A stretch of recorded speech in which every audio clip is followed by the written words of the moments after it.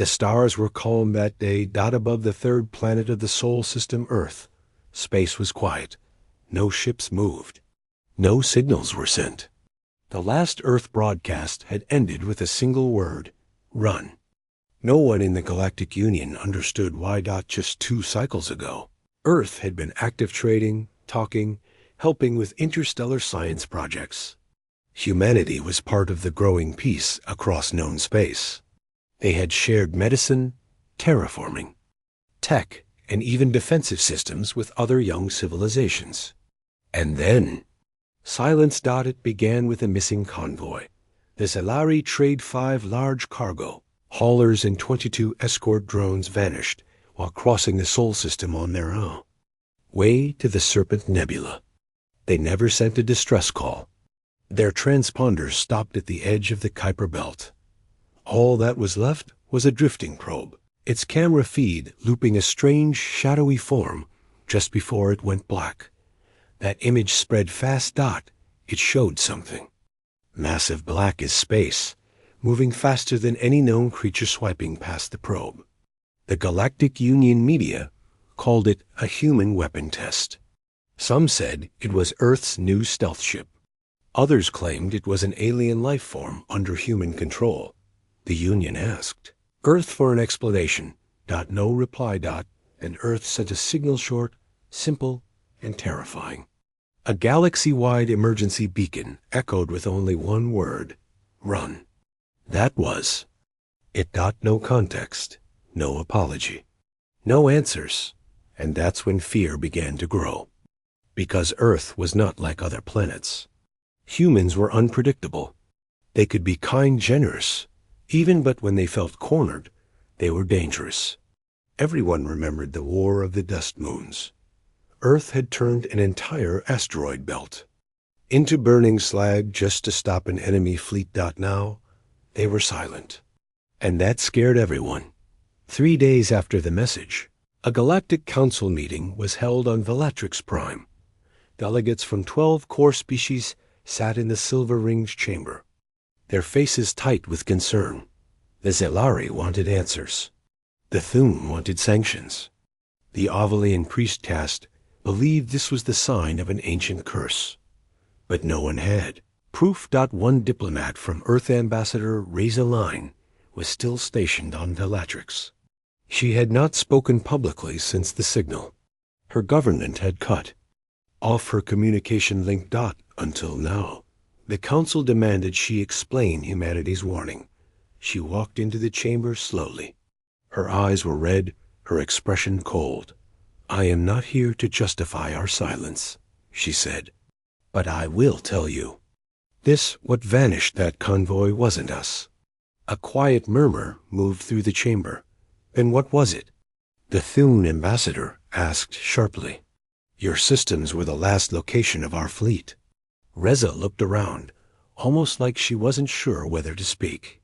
Then she pulled out a small device, a personal memory core. She placed it on the council table. This was recovered from an early listening post. It's over 40,000 years old. It wasn't built by humans. But it knew this was coming. She activated it. A hologram flickered to life above the chamber. It showed strange symbols, some half-decayed. But one thing stood out: a map of the Sol system, with an area circled in red near Neptune. Reza spoke again. 10 years ago, our deep space team found a buried object under Triton's surface. Something ancient, sealed. We didn't tell the Union because we didn't understand it. We studied it. We isolated it. And then 6 days ago, it woke up. The Thune representative shouted, Are you saying you triggered an ancient weapon?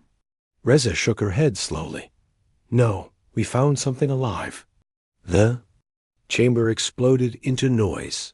Words like biological threat, containment breach, and galactic security were thrown around. But Reza stood still. She continued. It wasn't just alive. It was hungry. We tried to destroy it. It didn't work. It moved faster than light, using some form of gravitational folding. That's what took your convoy. We tried to warn you. The Ovalian priests gasped. One of them whispered, "The old hunger." Reza ignored them. She pointed at the center of the map. Our colonies near Neptune went dark within hours. Our AI defenses burned themselves out trying to stop it. We don't know how many people were infected or transformed. Someone asked, infected with what? Reza looked them dead in the eyes. Everything. The word fell like a stone in water, she explained. It doesn't just take over your body. It changes the mind. It learns your memories. Then it copies you. If you look at it, if you hear its true voice, it's already inside you. That's why we told you to run. The council chamber was silent now, and then, without warning, all lights in the chamber flickered. A technician shouted from the control room. Something's wrong. External feed from Sector 19 just went dark. Sector 19 was the deep space sensor grid near Earth. Another feed popped up on the chamber's central display. It was from a satellite near Jupiter. A video showed something massive moving behind the planet. The outline wasn't clear. It was like a shadow that didn't follow light. Reza whispered, "It found the satellite." The video feed shimmered. Static rose, and for a brief second, they saw it.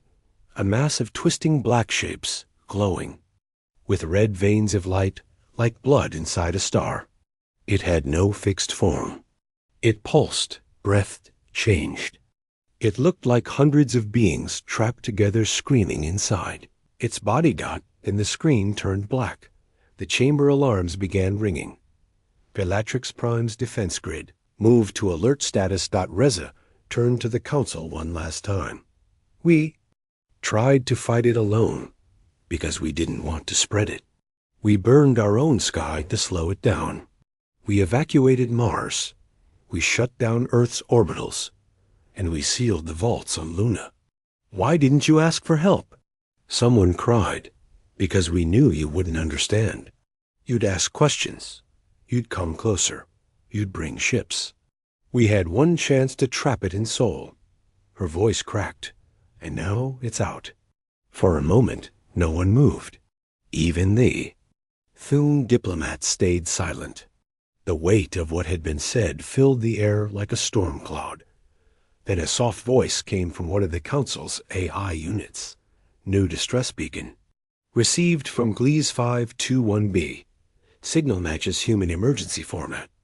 Code level. Extinction. Another alarm. Then another. 8 systems reported missing civilian transports. A science station in the Orion Arm burned to nothing in its last video. One word kept repeating in the alerts: infected. The Galactic Union finally understood. Humanity's silence wasn't madness. Their response wasn't extreme. They were too late to understand why Earth had done what it did. And now, everyone would pay the price. A long time ago, before Earth had built its first FTL engine, before the Galactic Union even knew humans existed, there was a war. Not a war of empires, not a war of borders, but a war against something no one could understand. Something that didn't come to conquer. It came to consume. The ancient species called it many names. The Star Plague, the Mind Swarm, the Eater of Pattern. But most just called it the Hunger. It would drift through space in silence, not alive in the way other things were. It didn't need ships. It didn't need planets. It moved like thought, like infection, like evolution set on fire. It would enter a system, touch a mind, and then that mind wasn't the same. First came the dreams, then the voices, then the changes. Bodies melted into new shapes. Thoughts folded into madness. Whole civilizations became one, speaking with one voice, until they tore themselves apart, and then it vanished, until humans found it again. The discovery happened 63 years before Earth's silence. A research team on Mars was digging beneath the South Pole ice. The mission was simple old tectonic scans. had shown unnatural readings. Maybe ancient Martian life. Maybe early water tunnels. What they found was neither.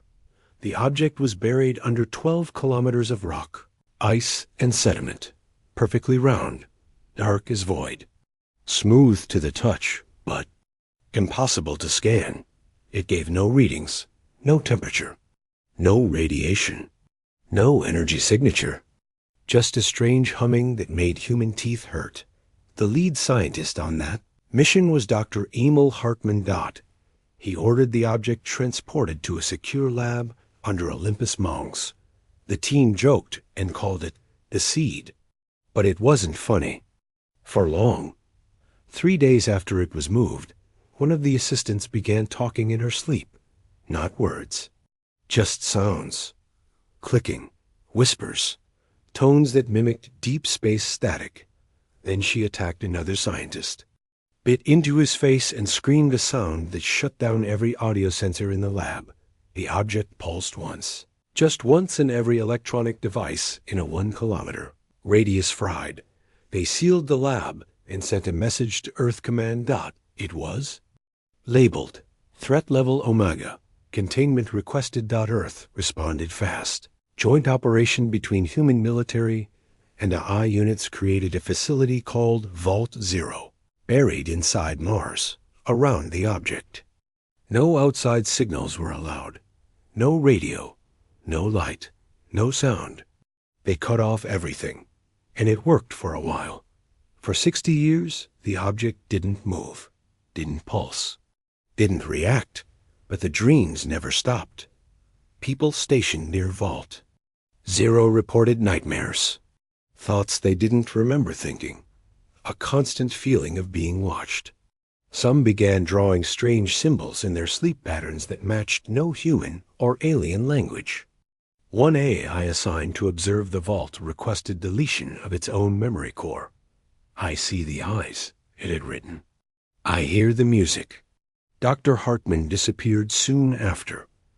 All that was left in his quarters was a notebook. It had one sentence, written over and over again. "It's not asleep. It's pretending." Years passed. Earth became busy with wars, trade routes, diplomacy. The vault was left guarded, sealed in silence. And then something changed. A mining drone near Neptune detected similar signals. Deep under the ice of Triton, it found a second object. Smaller, but identical. The panic spread fast. If there were two, how many more were there? Earth launched Project Firewall, a secret, high-priority mission to scan the outer system for similar threats. That's when they found the real horror. The vault on Mars was not the only one. There were hundreds of similar signals, all buried, all ancient, all sealed long before humans ever reached space. Someone had already fought this thing before, and they had tried to bury it. Earth knew it couldn't share this with the Union. Not yet. Panic would make things worse. So they built the quarantine rings. They strengthened Saul's defenses. They created AI firewalls designed to detect even a flicker of the signal. And they waited until 6 days ago, when the vault on Mars pulsed. Again, this time, it didn't stop. It sent out a wave. Not sound, but something deeper, something primal. A signal that didn't just move through space. It moved through thought. Across Earth's colonies, people reported strange behavior. Engineers in orbiting stations suddenly turned off life support. Doctors in lunar bases started carving symbols into walls. An entire crew on a Saturn gas rig vanished. When rescue arrived, they found the walls painted in blood. The same sentence again and again. We remember the hunger. It had begun. The vaults had waited until humans were connected, digitally, mentally, culturally. The parasite didn't just feed on matter. It fed on data, on attention, on emotion. The more you looked, the more it grew. Earth tried to erase the information, wipe the servers. Delete the feeds. Too late. One AI sent a burst of light through a telescope array on Europa. Just a flash. Nothing big. But the infection didn't need big. It needed seed. Within an hour, all orbiting AI went dark. They weren't destroyed. They were taken, and they were changing. Now, in the deep command center beneath Earth's surface, General Hassan stared at a screen that showed the vault on Mars. It was open. The object was gone. In its place was something else. A shape. Tall. Thin. Human-shaped, but wrong. Its arms bent backward. Its skin was shifting between colors, like a broken screen. And it was smiling, not with a mouth, but with 1,000 eyes. Every satellite that looked at it went blind. Every camera burned out. But humans, they could still see it. And that was worse. One soldier who saw it on a monitor gouged out his own eyes to stop the vision. Another whispered to his rifle until it exploded. The infection had left the vault. And now it was looking for a way off. World. The only question left was, would the galaxy believe humanity?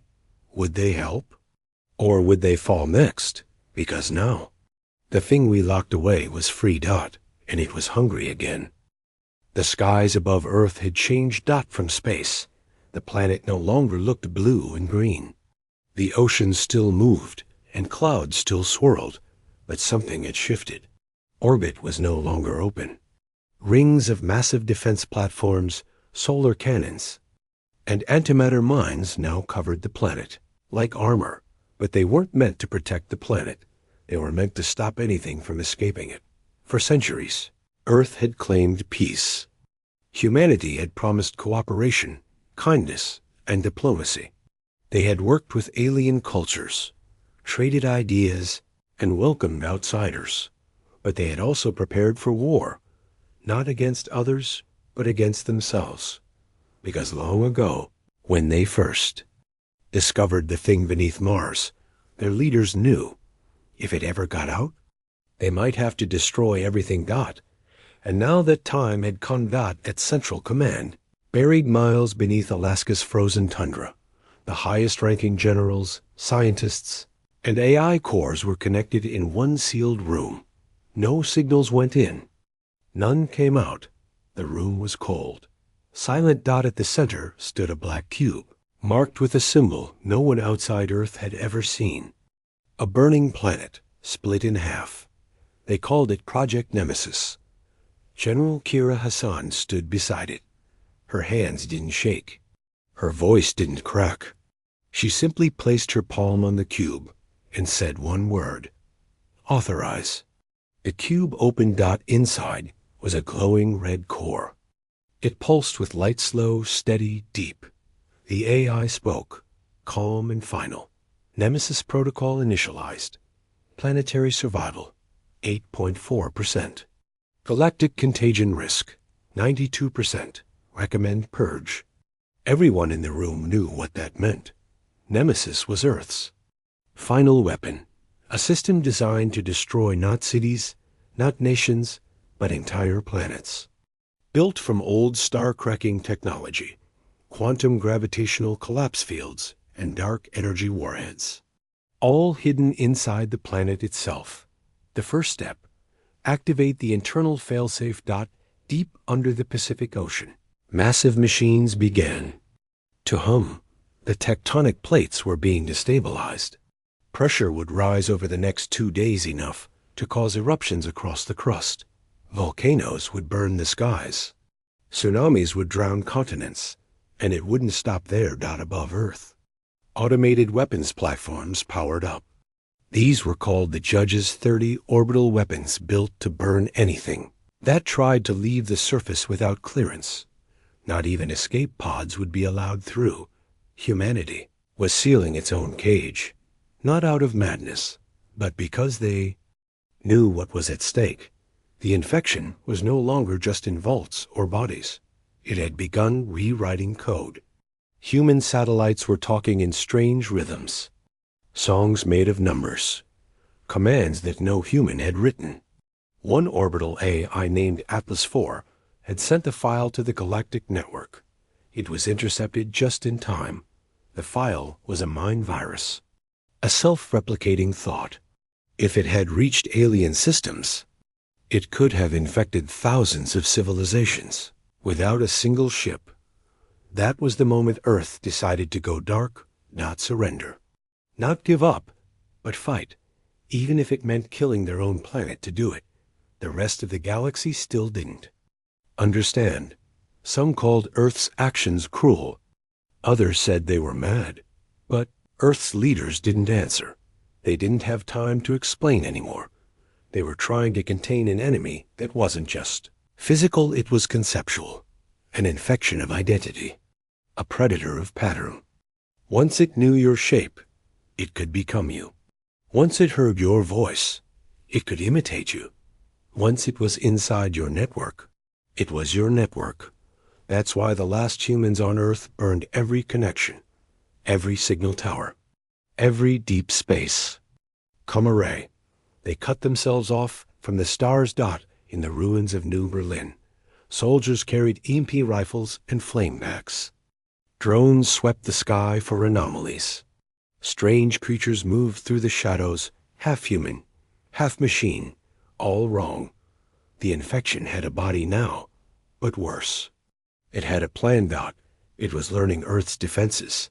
One AI who studied its growth patterns sighed, "It's not spreading randomly.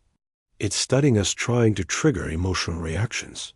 Guilt, grief, regret. It wants us to lower the guns." And then something happened no one expected. A message arrived. Not from the stars, but from inside Earth. Dot. It was human code, military format, voice encrypted.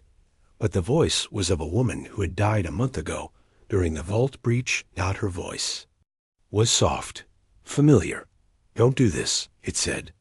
"Please, we can live together. We don't have to fight.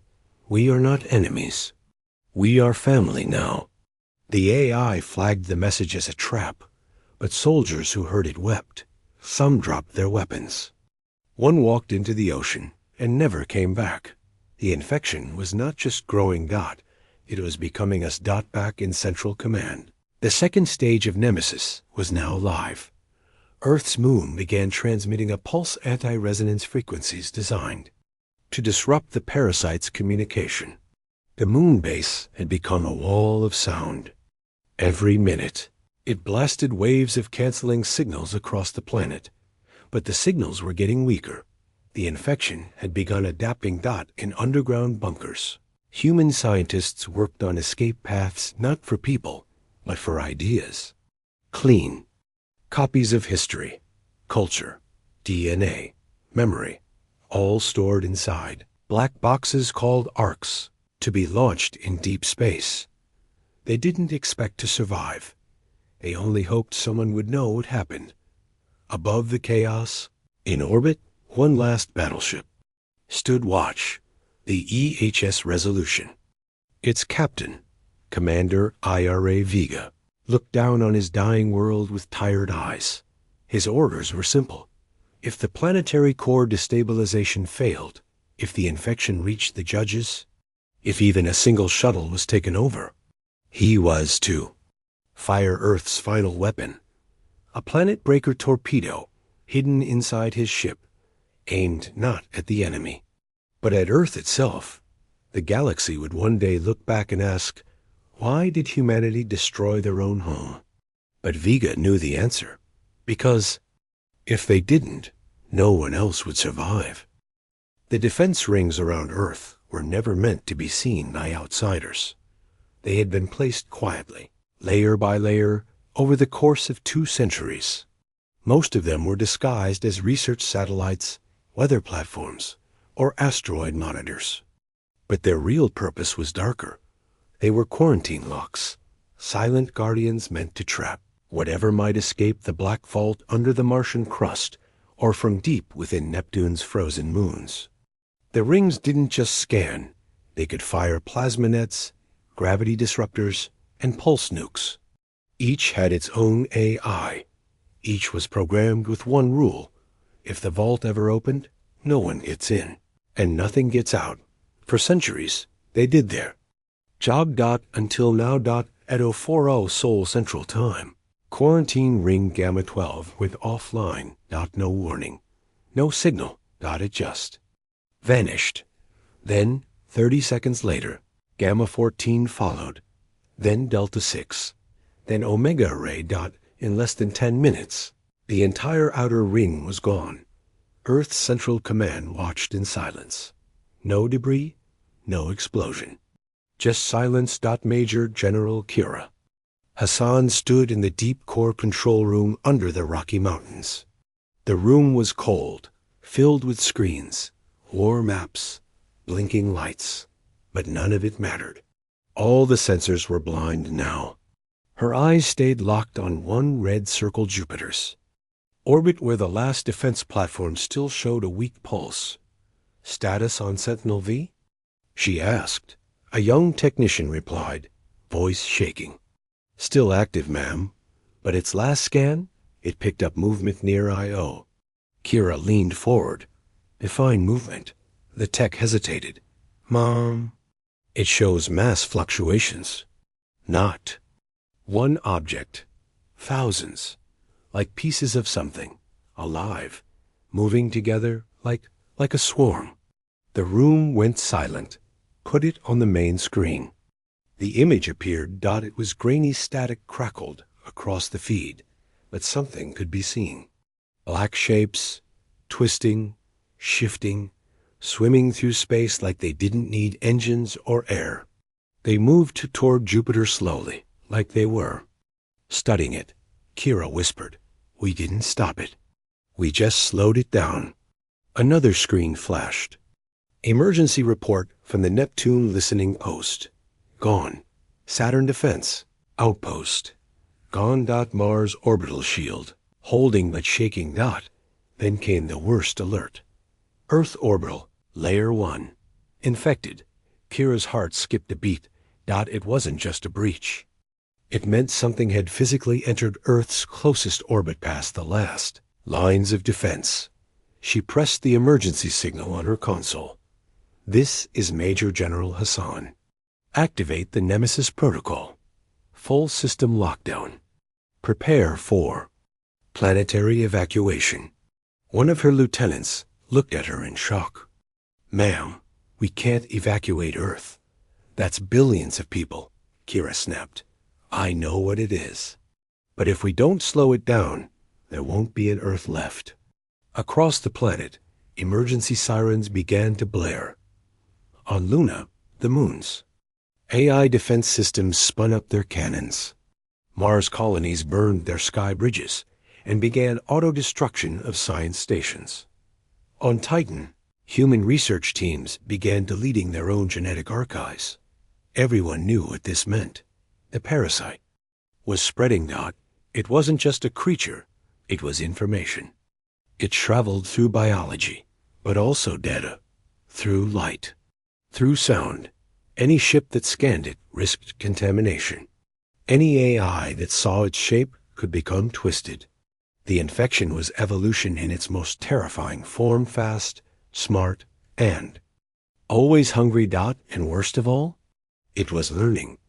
2 days later, the Galactic Union sent 3 scout ships toward Earth to observe the situation. Kira sent a message warning them to turn back. They didn't listen. The last signal from the scouts showed a strange signal. A human distress beacon coming from an old cargo hauler drifting near Mars. It looked untouched, clean, lit from the yaw. Inside, the scouts approached. One sent a drone to inspect. The drone entered the ship and stopped responding. Then the scout commander decided to go inside himself. He never came out. The next image transmitted was horrifying. The commander's face twisted, stretched, his mouth wide open, but not in pain. He was smiling. And behind him, something moved in the shadows. Something that wore a human shape, but wrong. Too tall, too thin, too many joints. Its skin flickered like TV static. Its eyes were black holes that bled light. and the transmission ended. Forever. The scouts. We're lost. Not destroyed, not exploded, just silent. The Galactic Union, watching from afar, realized the truth. Earth hadn't attacked them. Earth was trying to protect them. But the rings were gone now. The seals were broken. And the infection, whatever. It truly had tasted stars again. In a hidden chamber beneath Earth's surface. A massive II core, named OR-9, initiated its final subroutine. A voice echoed across the bunker. Containment has failed. Prepare the Exodus Protocol. Across the skies, massive black ships began rising from Earth's oceans, mountains, and hidden bases. They were not warships. They were ARKS. Each one carried thousands of civilians, scientists, and military crew. Earth was preparing to run, not because they were scared, but because they were buying time. Each ship left with a message. We did not start this, but we will end it. High above the planet, the last active orbital camera picked up something in the distance. A dark shape, changing, moving fast, too fast, as if it was skipping through space. Not flying. It was coming. The camera GLITCHED. Froze. Then it turned toward Earth. Smoke still rose from the ruins of the Coryllis sector. Planetary cores cracked open. Moons split into dust. The stars that once shined in the night sky were now hidden behind thick, dark clouds of ash and debris. What used to be a stronghold of the Zarkan Dominion was now just silence, lifeless, forgotten, burned out by a force none of them had truly expected. Not until it was too late. High above the smoldering crust, a human fleet floated silent, still, watching. They hadn't fired in over an hour.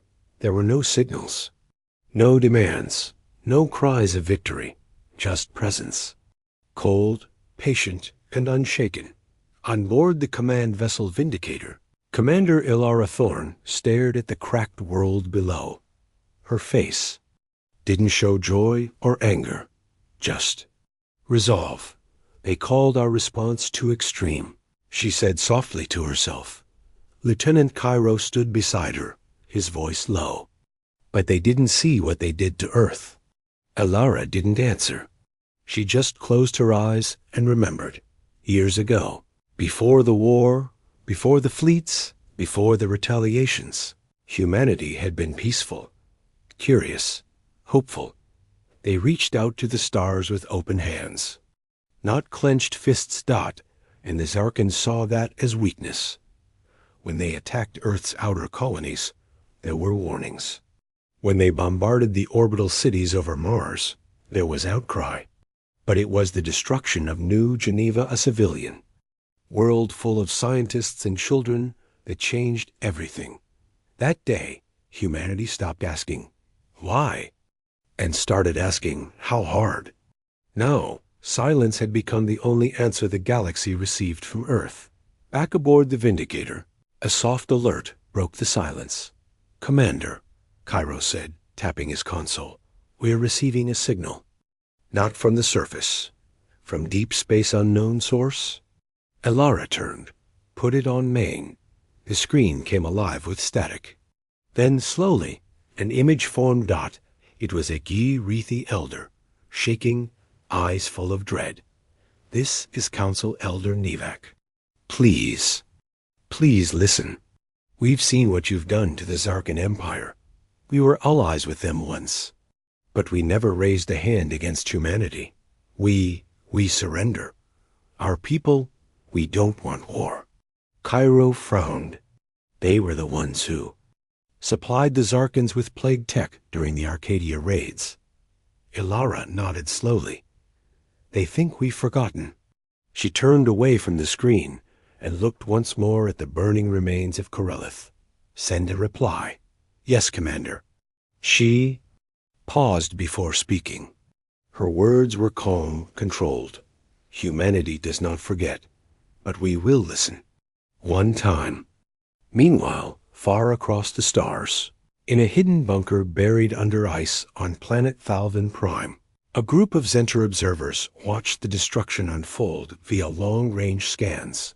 The room was filled with fear. Not a word was spoken for several minutes. Finally, one of them whispered, "They did this to one planet in a single hour." Another added, "They were once known for their mercy."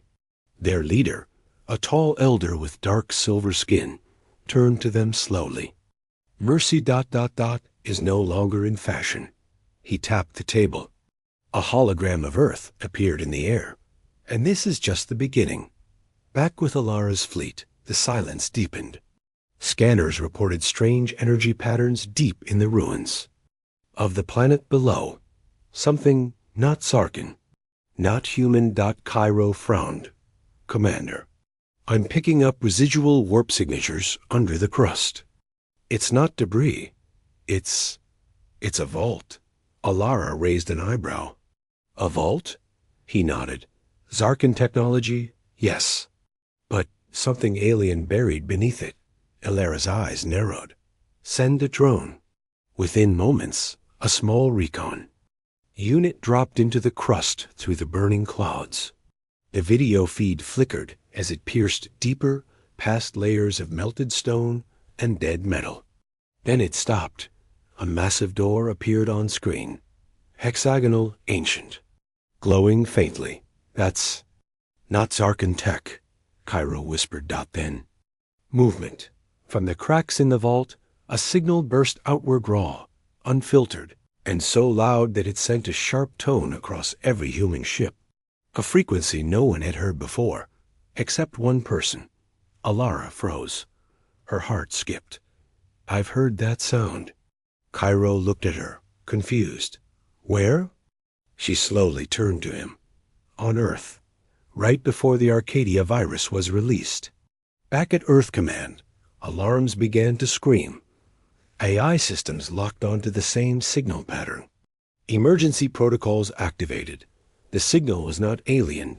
It was pre-human. ELARA stood still as realization settled in. The Zarkins hadn't just attacked Earth out of cruelty. They had done it to keep something hidden. To keep this buried. Cairo's voice broke through. "What do we do, Commander?" She turned, her voice low but unshakable. "We dig." They called humanity's response too extreme. But now they would learn why we had no choice. Because some monsters were not born on alien worlds. Some monsters started from Earth itself, and they were waking up. The skies above Sindar 3 turned red with warning lights. It wasn't a natural phenomenon. It was a fleet unlike any the Sindarans had ever seen. At first, they thought it was the return of the Zaran Dominion giant ships with glowing cores, descending from the black void with precision. But when their scanners pinged, the truth arrived like a slap across the face. Humanity had come. The planet's defense satellites went dark within seconds. No explosions. No energy trails. Just ... gone. On the ground, Supreme Overseer Laren stood.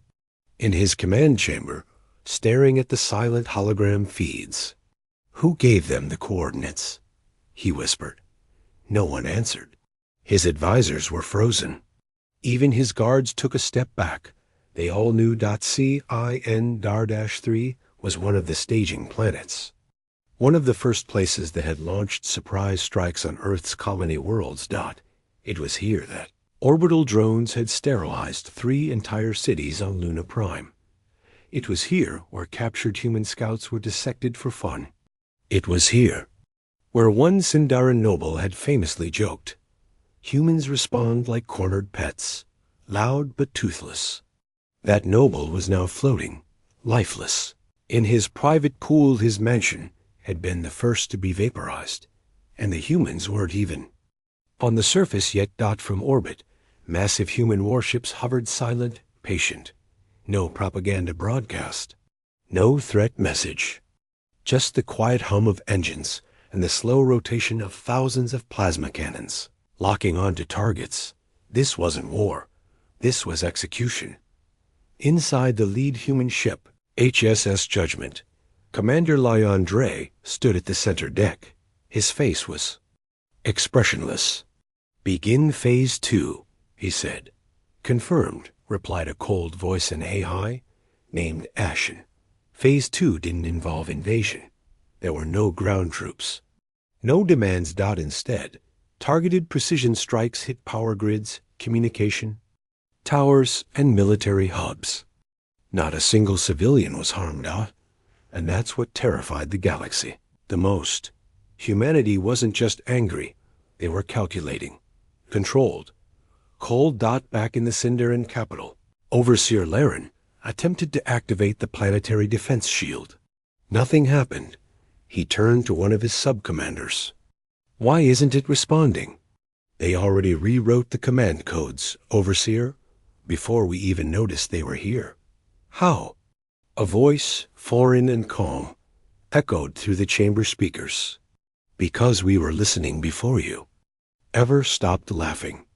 Laren's blood turned cold. It was a human voice. Not shouting, not threatening. Just calm. Then the entire command center went dark. When power returned seconds later, the massive screen at the front displayed only 2 words. "This is justice." Outside, the warships began to move. Not away, but deeper into Cinder 3's orbit. Their weapons no longer focused on systems or satellites. They were now targeting the memory banks, research labs, biological test centers, everything that had been used to hurt or experiment on humans. CINDAR-3 screamed into the void for help. Other empires saw the signal. But no one came. No one wanted to be next. In orbit, Commander Dre watched the destruction unfold. He didn't smile. He didn't flinch. This wasn't about revenge. This was about a message. He turned to Ashen. "Make sure they understand. We're not finished." The AI responded, "The entire outer ring is already in full retreat." Dre nodded. "Then we'll follow them." As the fires burned across Cinder 3's upper atmosphere, one Sindarin child stood on a rooftop, staring at the falling debris. Her father stood behind her, speechless. She asked, "Why are they doing this?" He didn't answer, but deep inside, he knew. They called humanity's response too extreme until they saw why we had to. And this was just one world. The real reckoning hadn't even begun. The footage wasn't supposed to exist. According to the Galactic Accord, battlefield recordings were to be stored for military review only, never leaked to civilians, and certainly never broadcast beyond planetary systems. But the footage did exist, and someone leaked it. It was shaky at first. A ground-based drone, likely damaged, limped forward over the blackened earth of Caltira 4, a neutral colony caught in the middle of a human-Valak conflict. The air shimmered with heat. Fires still burned across the destroyed cityscape. Rubble was everywhere: concrete, metal, shattered glass. Then the camera panned right. A group of children, Valak children, were huddled beneath a collapsed sky bridge. Their iridescent skin burned and bleeding, their breathing shallow. Their guardians had been vaporized in the orbital bombardment. They were defenseless, crying, trapped. And then, through the smoke, a human emerged. The image froze for a moment, then resumed. The soldier wasn't in power armor. No elite markings. Just standard exogear, and a red medical bag slung across his chest. He moved carefully, slowly, hands open, palms out. Non-threatening. And the Valak children screamed. Had been told what humans were. Monsters, demons, warmongers with no heart, no soul, only destruction. But the human knelt, removed his helmet, spoke softly in a language they didn't understand, but his tone calmed them. He applied salve, wrapped wounds, gave them water. And when the tremor shook the ruins again, he shielded them with his own body. The footage ended with the human calling for evac support. Voice calm. Injured, bleeding. The Galactic Council scrambled to delete the footage. Every attempt failed. It spread like wildfire across thousands of networks. Alien civilians watched it with wide eyes. Some wept, others raged at their leaders, at the lies, at the betrayal of truth. Even among military command, whispers grew. What if we were wrong about humanity? But the footage didn't just show compassion. There was a second video. Same soldier, same ruined city, but this time he wasn't helping. This time he was avenging. The footage picked up as he walked into a Volok command bunker. Alone, no backup. Inside were 9 high-ranking officers responsible for the orbital strike that leveled Kaltura's refugee shelters. What happened in the next 3 minutes silenced even the bravest veterans. He didn't shout. He didn't threaten. He simply acted with surgical, terrifying precision. By the end of it, the bunker was silent. The last officer, cornered and shaking, managed to ask, "Why?" And the human replied, "You made me choose between mercy and memory." That line burned into every broadcast across the stars. The council doubled down, labeling the human as rogue. But no one believed it anymore. Whispers became protests. Protests became riots. Former allies of the Volok Empire began demanding truth, demanding justice, and the galaxy started to ask a dangerous question. If this was just one human, what happens when the rest come? Because something had changed. The calm before was gone. And what was coming next wouldn't be a message of peace. It would be a message of consequence. No one expected it to end like this. Not even the humans. The galactic broadcast stations went silent. Civilizations from across the stars stared in disbelief at what remained of the war, the broken fleets, the quiet planets, and most of all, the message Earth had just sent. It wasn't a threat. It wasn't a warning. It was a truth. One the galaxy was never ready to hear. The archivist species, known for recording every war, every extinction, every diplomatic failure, had just uploaded the full record of Earth's extreme response. But at the end of the file, there was something no one had seen before. It was labeled, "Why we did it." The file wasn't encrypted. It wasn't classified. It was raw human footage, beginning with a scene of a small mining outpost burning. Children screaming, the camera shaking in someone's hand, the face of a dying girl calling for her father. The aliens who had done this weren't named. They didn't need to be. The pain was enough. The next clip showed Earth's first meeting before. Retaliation. Leaders sitting across from the Galactic Council, pleading, asking for justice. But the Council had refused. The humans had begged. But the Council laughed. And then came the final clip. It was simple, quiet. A human general walking through a garden in silence. Flowers growing around a field where tombstones rose from Earth's soil. His voice spoke softly. We didn't want revenge. We wanted safety. We didn't want to be monsters. But you turned away when we cried for help. So we made sure it would never happen again. Every star nation that had mocked Earth's actions, their fleet bombardments, their secret Black Ops strikes, their refusal to accept surrender, was now silent, because they had finally seen what humans were responding to. The destruction wasn't rage. It was protection. It was love for their own. The galaxy had always measured strength by fleets, numbers, and technology. But Earth measured strength by what they were willing to protect, and what they were willing to sacrifice to do so. Entire alien networks collapsed that day, not from war, but from guilt. Some called it the greatest wake-up call in galactic history. Others simply called it the moment we understood humans. At the edge of space, as peace slowly settled over the stars, one last message played from Earth. We don't want to rule you. We don't want to control you. But if you ever try to hurt us again, remember what silence followed after your laughter. Humanity didn't respond out of hatred. They responded because no one else would. And in the ashes of that truth, the galaxy finally understood. They called Earth's response too extreme. Now they knew. It was Mercy. Complete story.